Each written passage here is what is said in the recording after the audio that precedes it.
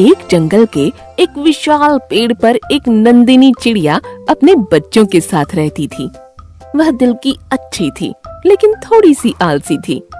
उसी पेड़ के नीचे एक रानी चींटी अपनी पूरी टोली के साथ बिल में रहती थी। रानी, मैं देखती हूँ तुम लोग दिन भर काम में लगे रहते हो। एक दाना पाने के बाद उसी को लेकर बिल में आ जाती हो। कुछ आराम भी कर लिया करो। नंदिनी बहन, हम लोग भविष्य के लिए खाने की व्यवस्था करते हैं। मौसम हमेशा एक सा नहीं होता।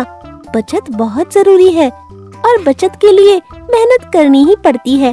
मैं तो तुम्हें भी राय दूंगी कि तुम आने वाले कल के लिए पहले से ही खाने दाने की बचत कर लिया करो। हमें जब भूख लगती है तब हम खाना खा लेते हैं और आराम करते हैं।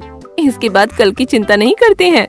नंदिनी बहन, मान लो कल मौसम बिगड़ गया और तुम्हें बाहर जाने का मौका न मिला तो खाने पीने की व्यवस्था कैसे करोगी? हम पंछी हैं, जरा भी मौका मिला तो हम व्यवस्था कर ही लेते हैं। समय बीतता रहा। गर्मी के बाद बरसात का मौसम आने वाला था। आकाश में बादल उमड़ घुमड़ कर रहे थे। रानी चींटी ने पहले से ही अपने खाने की व्यवस्था शुरू कर दी थी। वे लगातार बाहर से अपना खाना लाकर बिल के अंदर इकट्ठा कर रही थीं। नंदिनी चिड़िया अपने चिड़ा और बच्चों के साथ आराम से अपने घोंसले में बैठी थी। यह रानी भी हमेशा परेशानी मोल लेते रहती है। खुद आराम नहीं करती और बाकी चींटियों को भी काम पर लगाए रखती है। अरे जरा से बादल क्या दिखे, ये सब चिंता में डूब गईं। अभी 2-4 दिन बाद बादल इकट्ठे होंगे। इसके बाद शायद बरसात हो सकती है। इस बीच लंबा समय है। रानी ने उनकी बात सुन ली और रुक गई। नंदिनी बहन, मौसम का कोई भरोसा नहीं होता। समय रहते अपनी तैयारी कर ली जाए तो उसमें बुराई ही क्या है। मैं तो कहती हूँ तुम भी अपने खाने की व्यवस्था कर लो। हाँ, 1-2 दिन के बाद विचार करूंगी। अभी 2 दिन पूरा आराम करने का इरादा है। आज करे सो कल करे, कल करे सो परसों। इतनी जल्दी क्या पड़ी है, जब जीना है बरसों। इस तरह चिड़ा ने भी नंदिनी चिड़िया का ही पूरा समर्थन कर दिया। दोनों आलस करके आराम करते रहे। बस खा लिया और खिला दिया। दाने की बचत कुछ भी नहीं की। दूसरे दिन सवेरे ही बादल गरजने लगे और देखते ही देखते बरसात शुरू हो गई। नंदिनी चिड़िया ने मौसम के बारे में ऐसी आशा नहीं की थी। अब वह बाहर भी नहीं जा सकती थी। तेज बरसात में खाने की कोई व्यवस्था नहीं हो सकती थी। पानी बरसता ही रहा।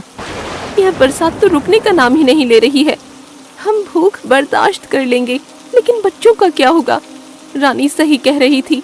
हमने आलस के वशीभूत होकर उसकी बात नहीं मानी। अब क्या किया जाए, पानी रुकने वाला नहीं है। कुछ देर के बाद नंदिनी ने देखा कि चींटियों की लंबी कतार पेड़ पर चढ़ रही है। सभी चींटियों के मुंह में दाने थे। सबसे आगे रानी चींटी चल रही थी। वह सब दाने लेकर नंदिनी के घोंसले तक पहुंच गईं। सबने अपने दाने घोंसले में रखने शुरू कर दिए। चिड़ा और नंदिनी चिड़िया देखते ही रह गए। नंदिनी बहन, बच्चों को खिलाओ और आप लोग भी खाओ। आगे के लिए भी हमने पर्याप्त व्यवस्था कर दी है। समय मिलते ही बचत की व्यवस्था कर दो। हाँ रानी बहन, तुमने सही कहा था। हमें दाने और खाने की बचत करनी चाहिए थी। आज आलस के कारण मेरे पास कुछ भी नहीं रहा। यह तो तुम्हारी कृपा है जो हमें दाना नसीब हो गया। देखो बच्चे कितने प्यार से खा रहे हैं। अब मैं हमेशा समय रहते खाने की बचत करूंगी ताकि भविष्य में पछताना न पड़े। बहुत बहुत धन्यवाद। नंदिनी, हम तुम्हारे पड़ोसी हैं। पड़ोसी का साथ निभाना और उसकी मदद करना दूसरे पड़ोसी का धर्म होता है। मुझे इस बात की खुशी है कि तुम भविष्य में बचत के बारे में कदम उठाने के लिए तैयार हो गई हो। नंदिनी को रानी की बातें बहुत अच्छी लगीं और उस दिन से दोनों पक्की सहेली बन गईं।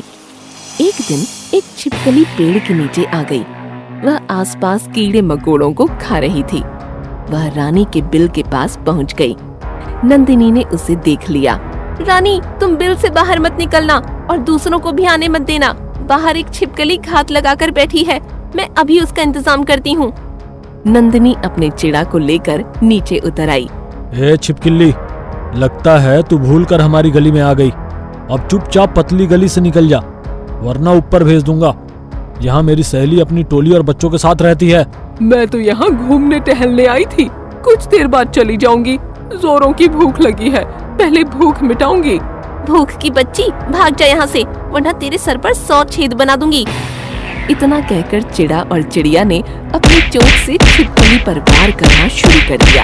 अरे बाप रे, मर गई रे, मेरे सर में सुई चुभा रही है, ये दोनों मिलकर मुझे मार ही डालेंगे, मुझे माफ करो भाई, मैं भाग रही हूँ। इतना कहकर छिपकली जो भागी कि भूल कर भी पीछे मुड़कर कभी नहीं देखा। रानी बहन, अब बाहर आ जाओ, मुसीबत भाग गई है, अब कभी लौट कर नहीं आएगी। अगर लौटने की सोचेगी भी ना तो उसे हमारी चोंच की मार याद आ जाएगी। बहुत बहुत धन्यवाद नंदिनी। अरे बहन, ये तो पड़ोसी का धर्म है। चलो, इसी बात पर मुंह मीठा होना चाहिए। रानी अपनी टोली के साथ शक्कर के दाने लेकर पेड़ पर आ गई और सभी ने बड़े प्यार से मुंह मीठा किया। इस तरह रानी और नंदिनी की दोस्ती हमेशा चलती रही। जंगल में सवेरे सवेरे हिरनी के रोने की आवाज सुनाई पड़ी। कुछ हिरन, भालू और बंदर इकट्ठा हो गए। हिरनी के दोनों बच्चों की लाशें सामने पड़ी थीं और उन्हें देख देखकर वो लगातार रोए जा रही थी। माँ हिरनी बोली, हाय राम, अब मैं क्या करूं? कहाँ जाऊं? एक नागिन ने मेरे दोनों जिगर के टुकड़ों को मुझसे हमेशा के लिए दूर कर दिया। मेरा तो सब कुछ लूट लिया। अब मैं किसे प्यार करूंगी, किसे अपना दूध पिलाऊंगी? मेरे दोनों प्यारे लाडले ही मेरी दुनिया थे। अब कौन मुझे माँ माँ कहकर पुकारेगा? हे भगवान, अब मुझे भी मेरे बच्चों के पास बुला लो। एक हिरनी बोली, ऊपर वाले की मर्जी के सामने किसकी चलती है? वही देता है, वही लेता है। हम तो खिलाड़ी हैं, वही विजेता है। हमेशा उसकी मर्जी की ही जीत होती है। माँ हिरनी बोली, जब लेना ही था तो उसने दिया ही क्यों? एक झटके में सारी खुशियों को छीन लिया। भालू बोला, दोनों बच्चे एक साथ, ये सब कैसे हुआ? माँ हिरनी बोली, आज सवेरे सवेरे बच्चों ने दूध पिया और पास में झाड़ियों के पास खेलने लगे। अचानक एक जहरीली नागिन ने बड़े को डस लिया। बड़ा चिल्लाया तो छोटा भी उसके पास आ गया। छोटे ने गुस्से में नागिन को मारना चाहा तो जालिम नागिन ने उसे भी काट लिया और भाग गई। उस नागिन ने मेरे दोनों बच्चे मुझसे हमेशा के लिए छीन लिए। भालू बोला, बहन, ये तो बहुत बुरा हुआ। वैद्य काका आ गए हैं, वो दोनों बच्चों की नाड़ी देखना चाहते हैं। एक बंदर बोला, हाँ हाँ, देख लीजिए। एक बुजुर्ग भालू वैद्य ने दोनों बच्चों की नब्ज देखी और उन्होंने नकारात्मक इशारे से सर झुका दिया। माँ हिरनी उन्हें देखकर फिर से रोने लगी। दोनों मासूम बच्चों की लाश सामने पड़ी थी और ऐसा लग रहा था जैसे दोनों सो रहे हों। मौत ने तो उन्हें हमेशा के लिए सुला ही दिया था। आसपास सभी जानवरों की आंखें नम हो गई थीं।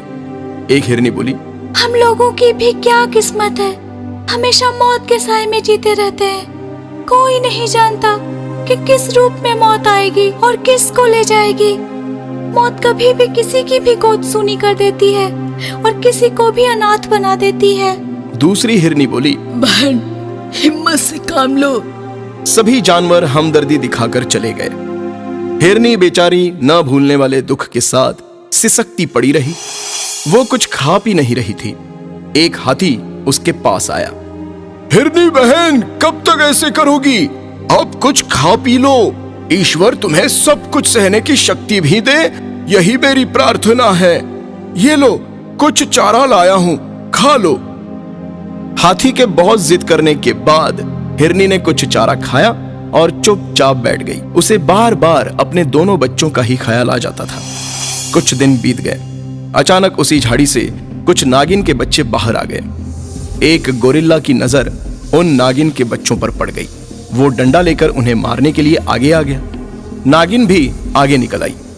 नागिन बोली, ए गोरिल्ला भाई, ये मेरे बच्चे हैं, मेरे जिगर के टुकड़े हैं, इन्हें मत मारो, मैं तुम्हारे आगे हाथ जोड़ती हूँ। गोरिल्ला बोला, जहरीली नागिन, मैं तुझे भी मौत के घाट उतार दूंगा और तेरे बच्चों को भी मार दूंगा। तुम लोग अपने जहर से दूसरे को मारते हो, दूसरों की दुनिया उजाड़ते हो। गोरिल्ला को डंडा लेकर खड़े देखकर माँ हिरनी समझ गई कि अब नागिन और उसके बच्चों की खैर नहीं है। नागिन स्वयं को बचाकर भाग जाएगी, लेकिन उसके बच्चे बच नहीं पाएंगे। बच्चों की मौत का आघात बहुत ही दुखदाई होता है। माँ हिरनी गोरिल्ला के सामने आकर खड़ी हो गई और बोली, गोरिल्ला भाई, इन बच्चों को मत मारो, इन्हें छोड़ दो। एक माँ सब कुछ सह सकती है, लेकिन बच्चों का हल्का सा भी दर्द नहीं सह सकती। गोरिल्ला बोला, हिरनी बहन, क्या तुम भूल गई कि इस नागिन ने तुम्हारे दोनों बच्चों को डसकर मौत की नींद सुला दिया था, तुम्हें दुख के सागर में गिरा दिया था। तुम उसके ही बच्चों को बचाना चाहती हो? माँ हिरनी बोली, हाँ, मैं इसके बच्चे को बचाना चाहती हूँ। डसना तो नाग नागिन का स्वभाव है। नागिन बहन, अपने बच्चों को यहाँ से हटा दो। मैं नहीं चाहती कि उन पर कोई खतरा आए। नागिन बोली, मुझे माफ कर दो बहन, मेरे कारण तुम्हारी गोद सूनी हो गई। मैं तुम्हारे सामने प्रस्तुत हूँ, मुझे मारकर अपना बदला पूरा कर लो। माँ हिरनी बोली, भाई गोरिल्ला, अब मेरे और नागिन के बीच में सारा मामला आ गया है। अब मैं इसे इसके किए की सजा दूंगी। नागिन बोली, हाँ बहन, मैं किसी भी सजा को भोगने के लिए तैयार हूँ। मेरा सर तुम्हारे सामने झुक गया है। माँ हिरनी बोली, मैं जो भी कहूँगी उसका तुम्हें पालन करना होगा। नागिन बोली, ठीक है, मैं अपनी जान भी देने के लिए तैयार हूँ। माँ हिरनी बोली, जान तो जाएगी, लेकिन तुम्हारी नहीं, मेरी। मुझे आकर डस लो ताकि मैं अपने बच्चों के पास पहुँच जाऊँ। उनके बिना यह जिंदगी जीना भी एक सजा है। मुझे इस सजा से सदा के लिए मुक्त कर दो। आओ, मेरे प्राण हर लो। नागिन बोली, नहीं बहन, मुझसे यह ना हो सकेगा। मैं अपने प्राण देना चाहती हूँ, लेकिन तुम्हारे प्राण लेने की बात तो मैं सपने में भी नहीं सोच सकती हूँ। माँ हिरनी का ये अनोखा रूप जंगल में किसी जानवर ने नहीं देखा था। उसके अंदर संतान प्रेम के साथ साथ अद्वितीय दया भाव भी था, जो अपनी संतान की दुश्मन के भी प्राण नहीं लेना चाहती थी। नागिन बार बार सर झुकाकर माँ हिरनी के चरणों में प्रणाम करती रही। एक बरगद के पुराने पेड़ पर मोटा सा कौवा रहता था। वो दिन भर कांव कांव करता, आलस करके बैठा रहता और चोरी करके अपना पेट भरता। उसका घोंसला भी कई जगह से टूटा हुआ था। उसके पास ही एक छोटा कबूतर रहता था। वो बड़ा मेहनती और नेक था। उसने अपने घोंसले को भी बहुत ही शानदार ढंग से बना रखा था। वो हर पक्षी की मदद करता था। कबूतर कौवे को अक्सर अच्छी राय ही देता था, मगर कौवा उसकी बात सिर्फ सुन लेता था।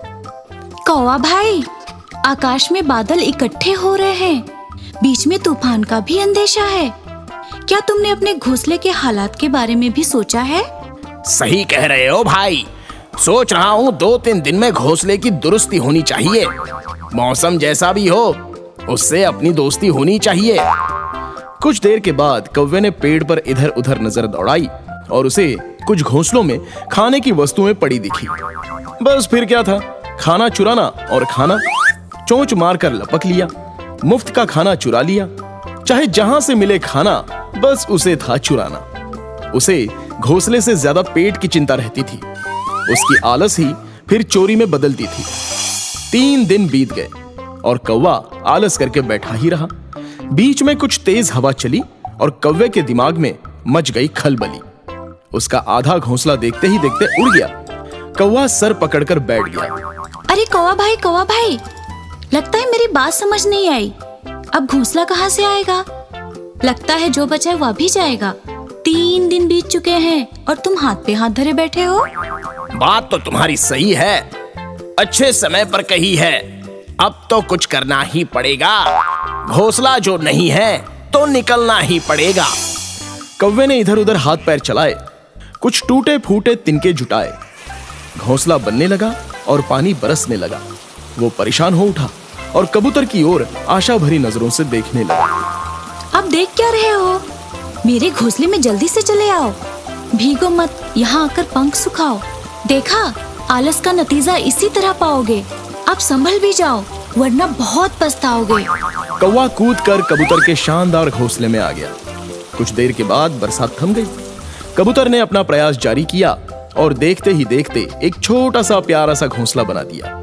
कौवा फिर आलसी की तरह कबूतर के ही घोंसले में बैठा रह गया। फिर से बरसात शुरू हो गई। अब कौवा कबूतर द्वारा बनाए हुए अपने घोंसले में सुरक्षित बैठा था। कौवा भाई, समय मिलेगा तो मैं तुम्हारे घोंसले को और बड़ा बनाऊंगा। तुम्हें भी जुड़ना होगा, वरना अकेले में क्या कर पाऊंगा। बात तो सही कह रहे हो भाई। हमेशा सही सही कहने के बाद तुम्हारे हाथ में दही जम जाता है। कौवा बोला, बात सही है। बड़े बेशरम हो यार। ये भी सही है। तुम्हारा क्या होगा ये तुम जानो और तुम्हारा काम जाने। कौवा बोला, ये आधा सही है। अरे भगवान भी तो जानते हैं। बरसात का मौसम था, लेकिन बादल धीरे धीरे आकाश को छोड़कर कहीं और चले गए। गर्मी बढ़ी और अकाल पड़ गया। फसलें चौपट हो गईं। सूखे के कारण सभी जीवों के खाने के लाले पड़ गए। पंछियों को चारा न मिला और उनके बच्चों का भी भूख से बुरा हाल होने लगा।